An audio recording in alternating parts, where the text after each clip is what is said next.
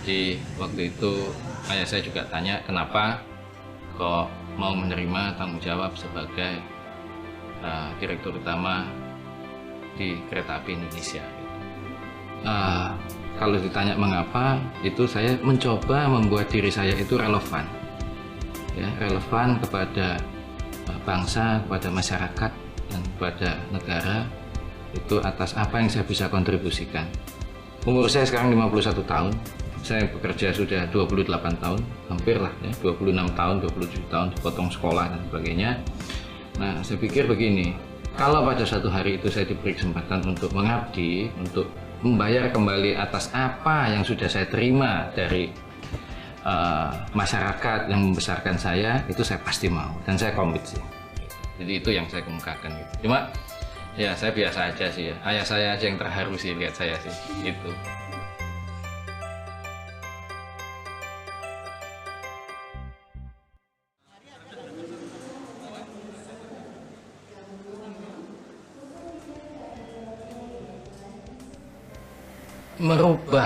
Merubah sesuatu itu kan sebenarnya harus tahu soul-nya dulu, jiwanya dulu.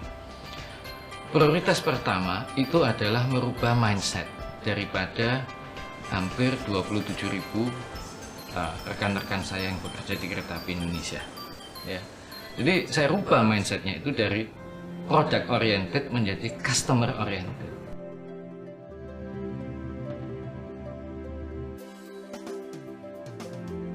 Sebelum saya, kebanyakan teman-teman saya ini bukan tidak bisa kerja, Pak. Bukan. Tapi pikirannya begini, kalau mau begini, nggak mau ya sudah. Jadi kalau kereta apinya ada yang gini, ya sudah terima. Kalau nggak terima, nggak usah ke stasiun. Saya bilang satu hari kereta api akan habis. Yang harus dirubah itu mindsetnya. Itu menjadi customer oriented. Yang dibutuhkan pelanggan itu apa? Yang notabene juga masyarakat, ya, stakeholders dan sebagainya. Itu apa? Kalau yang dibutuhkan itu pelayanan lebih baik dan sebagainya, kita harus berusaha itu. Supaya organisasi ini relevan, eksistensinya itu di masyarakat, di dalam tatanan berbangsa dan bernegara itu harus. Kalau enggak bisa. Itu prioritas pertama yang saya rubah. Ya, kita itu eksis karena masyarakat itu ada membutuhkan kita. Kalau satu hari masyarakat nggak butuh kereta api, ya bubar kereta apinya.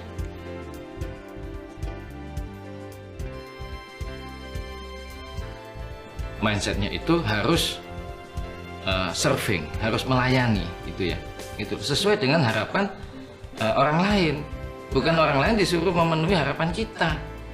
Ini perubahan mindset itu adalah upaya seumur hidup. Jadi itu yang fokus atau prioritas yang paling utama.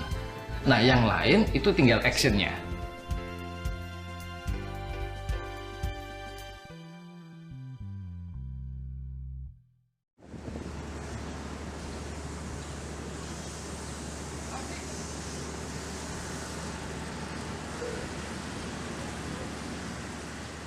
Yang kedua yang dibutuhkan itu adalah upaya yang sungguh-sungguh dan konsisten.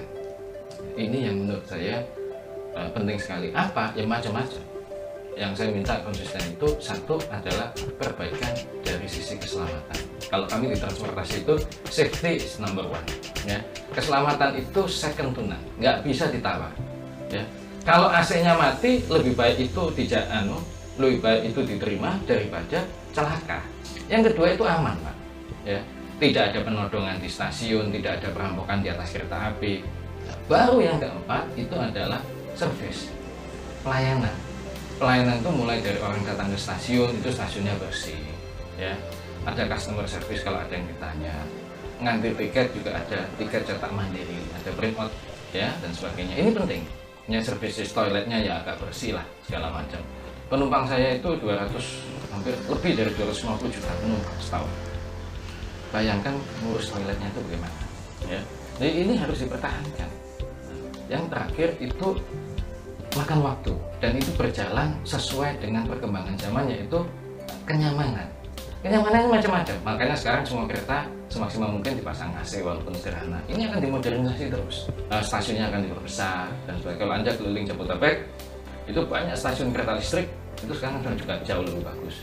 Setelah berubah mindset, yang dibutuhkan itu kita mengikuti perkembangan zaman. Sepanjang, nah ini penting juga, sepanjang harga yang mau dibayar oleh pelanggan kita itu reasonable, itu masuk akal.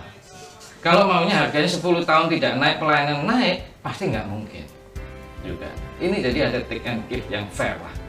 Kereta api itu perusahaan apa?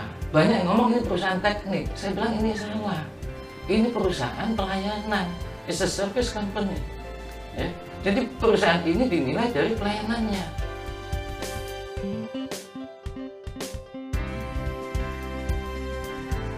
Oh, kita itu tidak menciptakan lokomotif kok. Ya. Kita juga tidak membuat rel sendiri, itu beli. Ya. Yang stasiun itu yang bangun kontraktor dan sebagainya. It's a service company. Ya, gitu.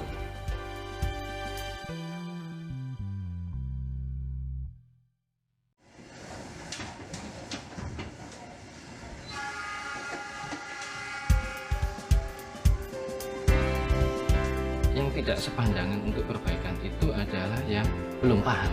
Perbaikan ini manfaatnya untuk mayoritas pengguna atau mayoritas pelanggan dibandingkan dengan yang kepentingan yang lebih kecil.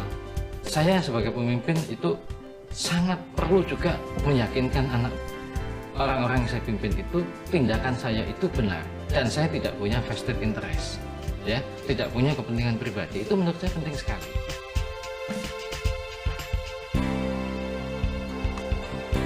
Semua orang bekerja itu ya harus bekerja di lapangan karena ini pelayanan ini sifatnya fisikal, ya, pelayanan fisik. Kalau saya hanya di kantor aja, terima tamu, ketawa-ketawa, ya, terus mungkin minum-minum, nanti malam ada acara jadi bawa batik terus di mobilnya gitu ya, betul kan? Ada kan banyak orang tuh mobilnya itu isinya batik, jas, dasi, nggak ada. Coba bapak lihat mobil saya, turun aja ke bawah, nggak ada pak.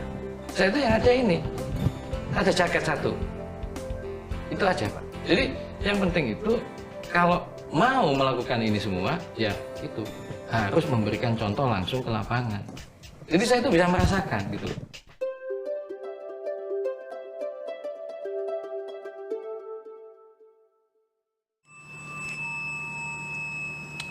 Waktu saya pertama kali tugaskan itu, saya membagi 3 kelompok atau 3 kriteria dari rekan-rekan saya di kereta api. Sepertiga itu adalah kelompok yang sudah tidak mau berubah. Yang sepertiga lagi itu adalah kelompok yang bingung. Bingung itu memang dari dulunya memang dia bingung, gitu. Harus ngapain. Sepertiga lagi memang kelompok yang ingin berubah. Setelah 5 tahun, saya yakin kelompok yang tidak ingin berubah ditambah kelompok yang bingung itu tidak ada 5%. 95% itu pasti berubah dan sebagainya. Kenapa itu bisa? Saya kasih contoh satu-satu. Mimpin itu harus ngasih contoh. You bodoh boleh, ya, nggak sekolah tinggi juga boleh mimpin itu. Ya. Tapi kalau Anda tidak memberi contoh, saya yakin yang Anda pimpin tidak akan baik. Tidak bisa memimpin itu dengan memberikan keputusan, apalagi surat keputusan. Itu nggak jalan. Surat keputusan itu dijalankan secara robotik. Soul-nya nggak dapat ya. Yang mimpin itu harus ngasih contoh, dia sendiri harus turun. Kalau saya mau petugas saya jalan kereta malam itu tidak tidur, saya juga harus tidak tidur. Kalau saya Sabtu Minggu itu selalu peak biasanya, kalau kereta penumpang. Nah, kalau kena piket aja termasuk saya. Saya nggak ngatur jadwal piket saya. Yang ngatur jadwal piket Sabtu Minggu itu Direktur Keselamatan. Saya patuh pada jadwal yang dibuat untuk saya. Dan saya jalani. Ya saya kayak petugas, kadang saya juga jaga pemeriksaan tiket, kadang saya lihat ke depo, ya, ngatur penumpang di atas peron dan sebagainya, ya biasa aja. Ya harus ngasih contoh dong.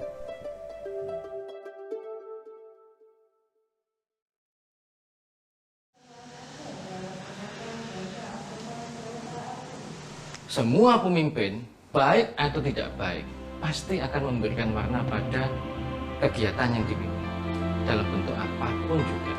Sama. Yang kedua, saya hanya bisa memberikan masukan kepada pemerintah untuk siapa yang atau sosok mana yang cocok untuk menggantikan saya. Yang ketiga, saya berusaha 5 tahun ini membentuk organisasi ini menjadi organisasi yang sangat resilient, yang berusaha sebisa mungkin mandiri. Dan saya bebaskan organisasi ini dari dukungan-dukungan campur tangan ya macam-macam yang menurut saya itu tidak apa-apa. Ya.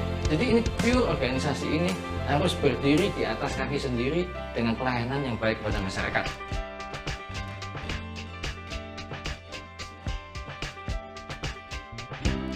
Kaderisasinya dilakukan enggak?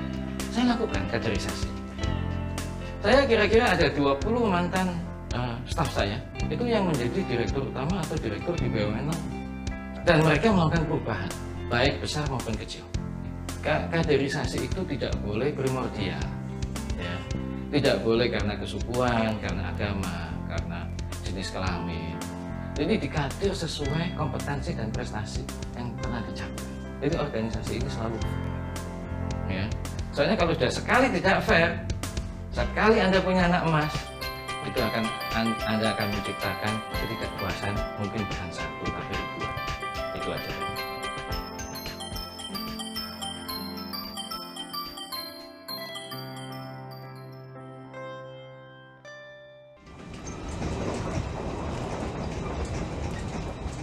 Saya selalu menganjurkan untuk rekan-rekan yang ingin secara sukarela untuk memberikan kontribusi kepada masyarakat, untuk dari awal itu jangan terlalu berpikir akan kepentingan dirinya sendiri atau karirnya. Coba dipikirkan itu pekerjaannya itu harus diselesaikan untuk kepentingan masyarakat yang lebih luas. Nanti ada sendiri kehidupan itu yang mengatur karir, ya, mengatur hidupnya sendiri dan sebagainya. Kan kita selalu percaya semua orang bertakwa kepada Tuhan Yang Maha Esa, dan itu pasti ada.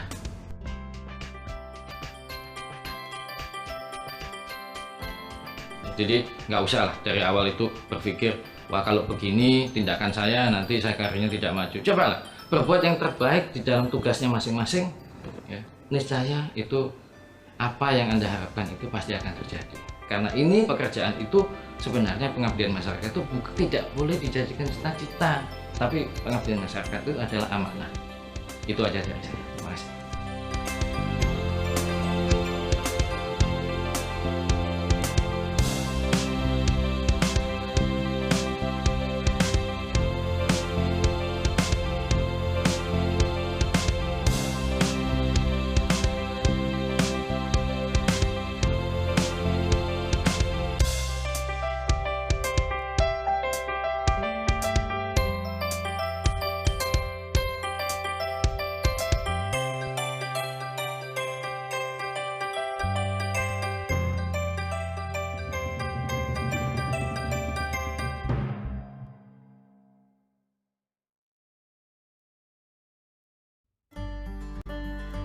Hai semua, Assalamualaikum warahmatullahi wabarakatuh. Selamat bergabung kembali. Kita sudah sampai di agenda ketiga. Kali ini kita akan memberikan kesempatan kepada rekan-rekan untuk dapat memiliki pengetahuan yang cukup tentang kedudukan dan peran PNS dalam menjalankan fungsinya sebagai pelaksana kebijakan publik, pelayan publik, dan perekat serta pemersatu bangsa. Proses pembelajaran ini akan memberikan kesempatan kepada peserta untuk siap menghadapi evaluasi akademik yang berupa soal kasus. Selain itu, Anda akan diberikan kesempatan untuk mengembangkan kemampuan berpikir kritis dan kreatif terhadap konsep dan praktek penyelenggaraan pemerintahan dalam perspektif whole of government. Ini akan sangat membantu rekan-rekan untuk mempersiapkan diri dalam merancang aktualisasi, karena salah satu poin penting dari aktualisasi adalah ketepatan rencana aktualisasi dikaitkan dengan agenda 3. Inilah rincian aktivitas proses pembelajaran agenda 3 yang akan kita lalui sejak tanggal 19 Maret sampai dengan tanggal 24 Maret. Seperti biasa, kita akan ada kelas dalam bentuk sinkronus dan ada juga dalam bentuk asinkronus. Warna orange adalah warna yang menggambarkan aktivitas sinkronus. Sementara warna biru adalah kegiatan-kegiatan yang berhubungan dengan asinkronus. Pada kegiatan asinkronus, kita akan bagi 3 jenis kegiatan atau aktivitas. Yang pertama yang bersifat individual activity, ditandai dengan kotak warna hijau.